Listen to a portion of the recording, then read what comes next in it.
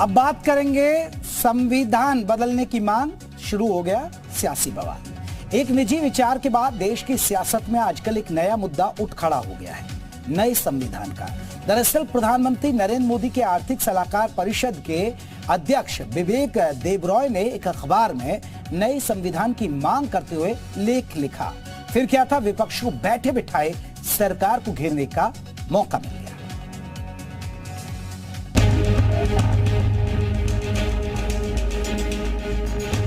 15 अगस्त को जब देश भर में आजादी का जश्न जोरों पर था, उसी दिन एक निजी अखबार में विवेक देबरॉय का लिखा एक लेख छपा, जिसका शीर्षक there is a cause for we the people to embrace a new constitution था।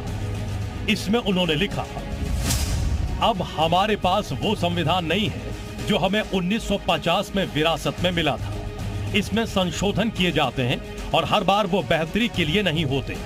हालांकि 1973 से हमें बताया गया है कि इसकी बुनियादी संरचना को बदला नहीं जा सकता है।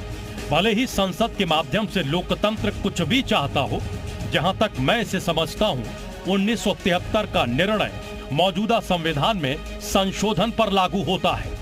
अगर नया संविधान होगा तो ये नियम उस पर लागू नहीं होगा।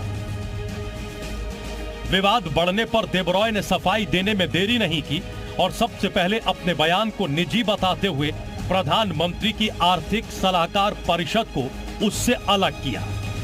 Always carries the caveat that this column reflects the author's personal views. It does not reflect the views of the organization that the individual is associated with. This is a standard practice for all columns, and all columns that I write carry this caveat. Debroy की सफाई तो आई, लेकिन उनके इस लेख की आलोचना में विपक्ष जुट गया। उनके खिलाफ कार्रवाई की मांग उठ रही है। बीएसपी सुप्रीमो मायावती ने लिखा है, आर्थिक सलाहकार परिषद के चेयरमैन विवेक देबरॉय द्वारा अपने लेख में देश में नए संविधान की वकालत करना उनके अधिकार क्षेत्र का खुला उल्लंघन है, जिसका केंद्र सरकार को तुरंत संज्ञान लेकर जरूर कार्रवाई करनी चाहिए, ताकि आगे कोई ऐसी अनर्गल बात करने का तो साहस न कर पाए। आरजेडी अध्यक्ष लालू प्रसाद यादव ने भी इस लेख पर कहा है कि क्या ये सब कुछ पीएम की मर्जी से हो रहा है। उन्होंने सोशल मीडिया पर लिखा, प्रधानमंत्री मोदी का कोई आर्थिक सलाहकार है विवेक देबरॉय। वो बाबा साहब के संविधान की जगह नया संविधान बनाने की वकालत कर रहा है। क्या प्रधानमंत्री की मर्जी से ये सब कहा और लिखा जा रहा है?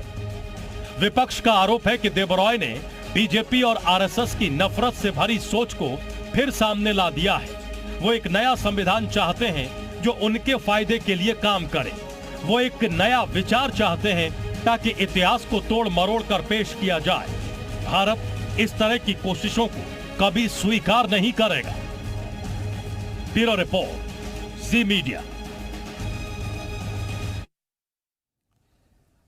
तो विवेक देबरॉय के इस लेख पर बवाल मच रहा है, लेकिन आपको ये जानना जरूरी है कि विवेक देबरॉय का कौन है।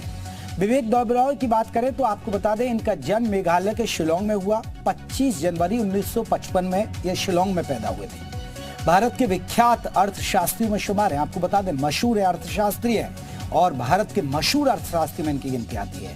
जनवरी 2015 में नीति आयोग के स्थायी सदस्य बने। साल 2019 तक उन्होंने इसी पद पर काम किया। सितंबर 2017 की बात करें तो 2017 में ईएसी का चेयरमैन नियुक्त किया गया, यानी प्रधानमंत्री को आर्थिक सलाह देने वाली कमेटी के अध्यक्ष बने। 2018 से लेकर 2022 के बीच आईएसआई यानी इंडियन स्टैटिस्टिकल इंस्टीट्यूट के प्रेसिडेंट के रूप में काम किया। तो ये है, आपको बता दें, देबरॉय।